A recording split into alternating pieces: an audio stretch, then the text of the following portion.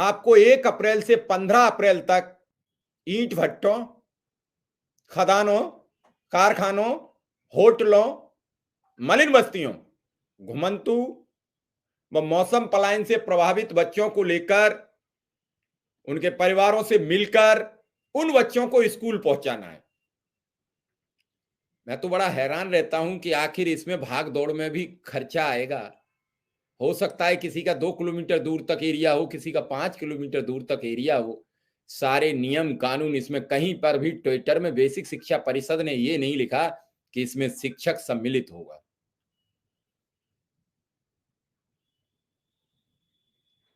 कभी भी कोई भी नियम कानून होता है उस सिस्टम में कार्यरत सब लोगों के लिए होता है। इस पद को, अनुदेशक और शिक्षा मित्र को अलग क्यों कर दिया जाता है? ये लिखा जाता है प्राथमिक विद्यालय में कार्यरत सभी शिक्षक, चाहे वो शिक्षा मित्र हो, अनुदेशक हो, सबको अपनी अपनी जिम्मेदारी निभानी है। कतई इस ट्वीट से कोई किसी को राग द्वेष नहीं था, लेकिन यह पहले साबित कर दिया गया कि आप ही को देखना है। इस सब से क्या है, एक पीड़ित, एक परेशान व्यक्ति को एक जिम्मेदारी का निर्वहन करने की और जिम्मेदारी उसके सर पर आ जाती है। ऐसे में वो क्या निर्णय ले? सुबह से शाम तक वो इसी वहां पोह में रहता है कि शाम के हम भोजन की व्यवस्था में क्या देखें, शाम की सब्जी की व्यवस्था क्या देखें। शाम को बच्चे ने कह दिया था कुछ आओ बाजार से तो कुछ फल फ्रूट लेते आना, वो सब दूर की चीजें हैं। बड़ा मुश्किल होती है जिंदगी चलाना जब आपकी जेब में पैसे नहीं होते हैं। कोई नहीं पूछता फिर आप कैसे होते हैं। दर्द देखिए और उसका पूरा।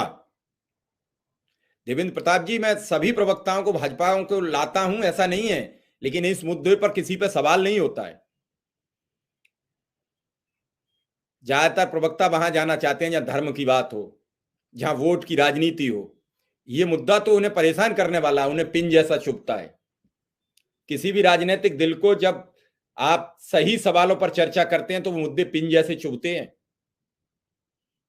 मैं खूब चाहता हूं मेरे डिबेट में सभी राजनीतिक दलों के प्रवक्ता हैं वो अपनी बात रखें, लेकिन जो विपक्ष में होता है वो अपनी बात बड़ी ताकतवर उससे रखता है। लेकिन जो सत्ता पक्ष के होते हैं, वो चाहे वो किसी भी दल की रही, मैं बीच बीच में लाता हूं और प्रयास करता हूं कि कब मैं आप लोगों के सामने उनके वो शब्द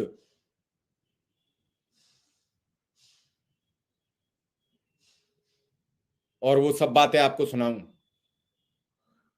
उनकी बातें सुनिए। फिलहाल अनुदेशक और शिक्षा मित्र को लेकर जितना असंवेदनशील सरकार होती जा रही है उसको लेकर मैं आगे शब्द बयां नहीं कर सकता।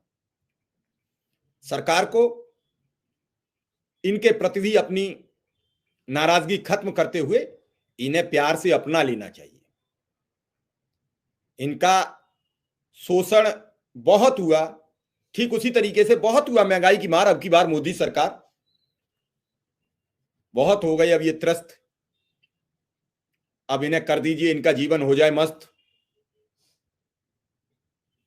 और इस सब पर हम सबको मिलकर चलना होगा।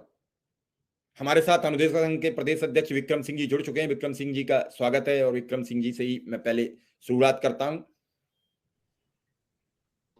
विक्रम सिंह, आज फिर अनुदेशक के बारे में बेसिक शिक्षा परिषद के ट्विटर हैंडल से ट्वीट आ गया। एक सुबह ही सुबह मैंने देखा, कल का ट्वीट है वो, और उसमें लिखा हुआ है कि अनुदेशक और शिक्षा मित्र को ईंट भट्टों, कारखानों, घुमंतु परिवारों सबके पास जाकर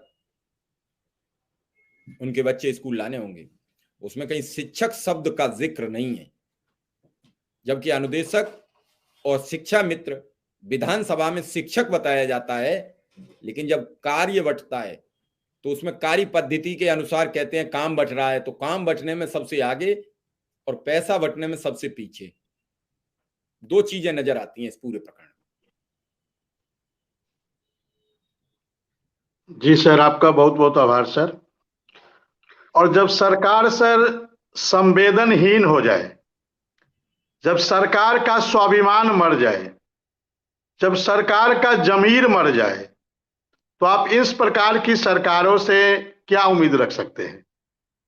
अब आप बताइए कि 7,000 पाने वालों से 9,000 पाने वालों से आपने पहले सिंगल बेंच में लड़ा, फिर डबल बेंच में लड़ा।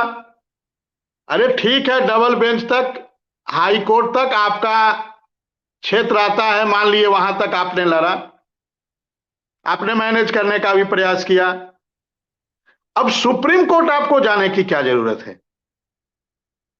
तो जो सरकार संवेदनहीन हो जाए, जो कर्मचारियों के प्रति इनके अंदर मानवता नहीं रह जाए, और मैं तो बार बार कहता हूं, ये जो इनका बयान आता है सबका साथ सबका विकास, ये सिर्फ फर्जी बयान है, ये सिर्फ और सिर्फ फर्जी बयान है। मैं जिम्मेदारी पूर्वक आपके चैनल पे कहता हूं, ये सबका साथ सबका विकास इनका फर्जी बयान है। इससे जनता को, लोगों को गुमराह करते हैं। आप बताइए, क्या हम भारत देश के निवासी नहीं हैं?